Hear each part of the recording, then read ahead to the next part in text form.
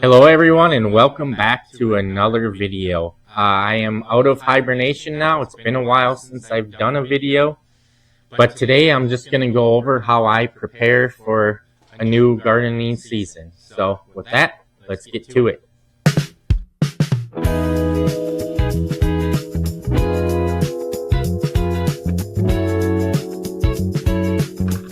Alright, so the first thing I usually do is I kind of make a little grid of my garden and plan out where I want to put everything and how much of everything I'm going to plant. I do this so when it's time to start seeds, which is very soon for some things, I might actually be running a little late, but anyway, better late than never. So I usually just draw out on some grid paper all the sides of my beds, and I just go through and figure out where I want to put everything. I don't worry about making sure everything's in a new spot. You don't have to rotate everything in a normal garden, or what they would call crop rotation. You don't have to worry about that in a normal garden. So anyway, that's usually the first thing I do. I don't have it all planned out yet. I will work on that in the coming days. But then the other thing I do is figure out the timing, since I do start 90% of the stuff we grow here in my little grow room. So I need to figure out when to start all those seeds. And the first thing I always do is look up when my last frost date is, and I just go to the Farmer's Almanac for that. And this year it says that my average last frost date is May 17th. Or May 11th, excuse me. Last year it was May 17th. I don't know how it changed a week. And I do not plant my seeds or start my seeds based off of the last frost date for a lot of the stuff, especially the summer crops, you know, the tomatoes, the peppers, the stuff that likes the warm weather. I will start my cold weather crops or cool weather crops, you know, cabbage, Brussels sprouts, stuff like that based off of my last frost date, because they can tolerate a little cooler temperatures. Now here in Minnesota, you never know what the weather's going to be in the spring. That's why I always figure the first weekend in June is when I'm going to get my summer warmer weather crops in the ground. So I always just look at my calendar here, if I can find it, and that would be Saturday, June 6th. So that's when I'm going to plan on getting everything in my garden. Obviously, the week before that, I will acclimate everything to the outdoors.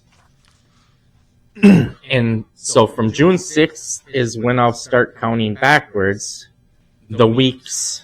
So the 30th, May 30th would be 1 week. And I never start anything just a week or two before.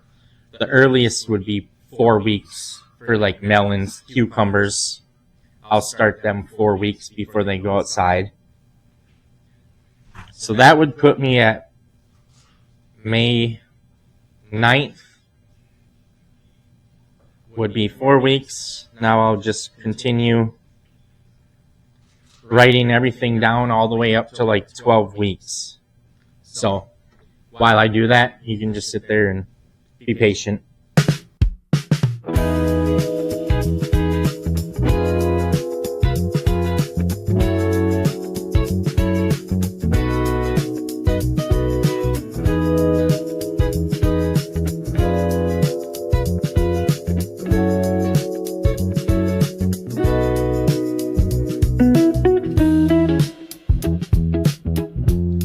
Alright, so you can kind of see here what I did. I basically go from May 11th, last frost date, June 6th is when I plan on planting. So I will take June 6th, and then every weekend I will go back and count how many weeks that is out. So, for instance, April 18th would be 7 weeks before I plan on planting.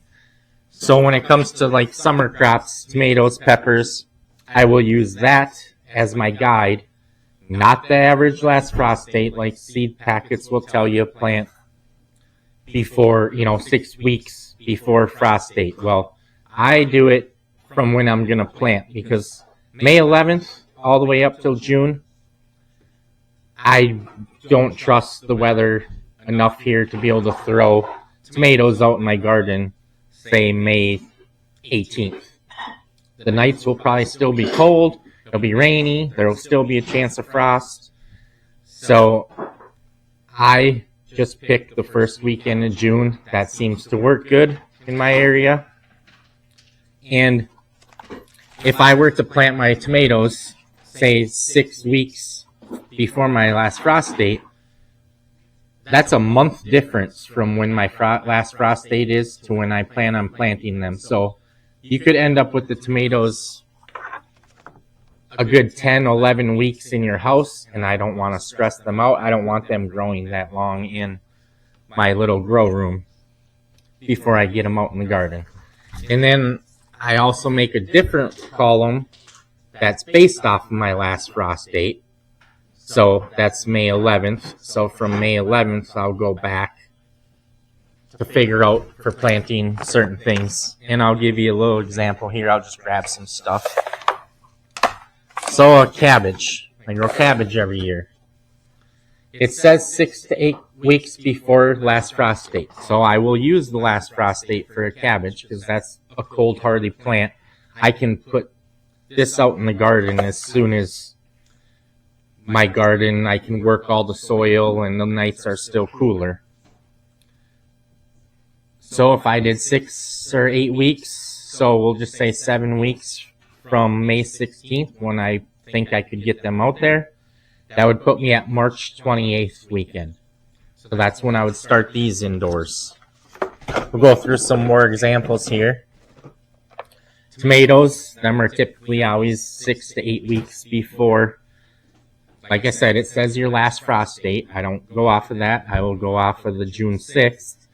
So that would, 6 weeks would put me at April 25th, or 7 weeks, April 18th.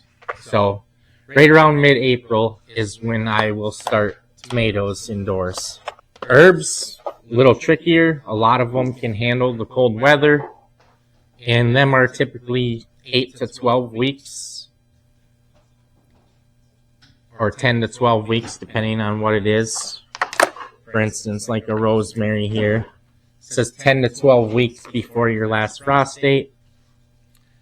So that puts me anywhere from February 21st to March 7th. So the herbs is typically about the first things I start, them and then some onions not far after. And we are, what's the date today? The 8th? That's Super Bowl Sunday. So in 2 weekends, I plan on starting some seeds. So I guess I'm just about in perfect timing here. The onions, I believe, are 8 to 10 weeks. We'll grab some onions here. Onions are 8 to 10 weeks before your last frost date. Onions you can get out in the garden when it's still a little cooler at night.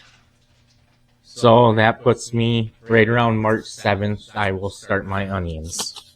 So we're getting close, and it's always an exciting time of year. So with that being said, that's kind of how I plan everything out. I will go through now, probably next weekend, plan out all my garden, figure out how many plants of each I'm going to start, and then I will take these little lists here, and I will break it down further and write down what I'm going to plant every weekend, so I just have something to look at and be like, all right, it's this weekend, I got to get these started. It just takes chaos out of everything. It saves you a little money in the long run potentially by not starting way more seeds of one variety than you need. For instance, tomatoes. I know exactly how many tomato plants I'm going to plant. And then there's always once the greenhouses and stuff open up, there's always buy an extra plant here or there. That's typical for everybody. All right, so I kind of went over how I prepare for the new garden season. I hope everybody is doing the same and getting excited to start the 2026 garden season. And I do this because one of the biggest mistakes some new gardeners can make is they just get excited. They want to get their seeds growing, and I've done the same thing where you plant them too soon indoors. They get too big, and all you're doing is just risking them getting stressed out, and when it comes time to move them outdoors, they're already stressed, and then they'll have the stress of the transplant. So it's always better just to be patient, start them a little bit. It's better to start them a little later than too soon, because you can put them outside after they've only been growing a few weeks indoors, but you just don't want to risk them getting too big and stressed out indoors. It's just not good for the plant and not a good way to get them started. So I'm always trying to be patient because, like everybody else, it's exciting when it's that time of year. So hopefully this helped a little bit, and on the next video it's probably going to be planting. I will show you how I do that, what I use, and I will also show you the planned out version and how I lay everything out, so just to make life a little simpler. So hope to see you on the next video, and have a good season. Bye.